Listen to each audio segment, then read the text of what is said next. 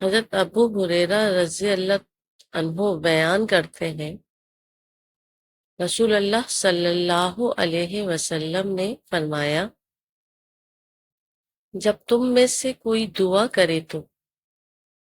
یوں نہ کہے، اے اللہ، اگر تو چاہے تو مجھے بخش دے، اگر تو چاہے تو مجھ پر رحم فرما،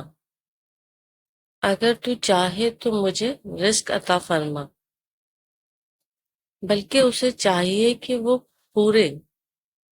عزم کے ساتھ دعا کرے،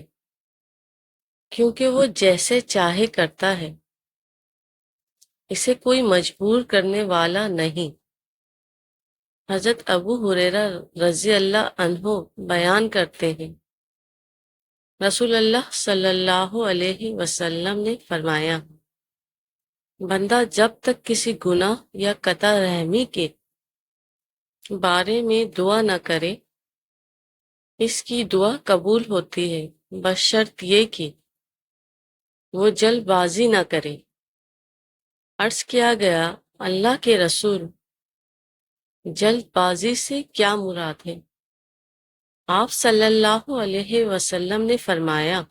وہ کہتا ہے، میں تو بہت دعائیں کر چکا لیکن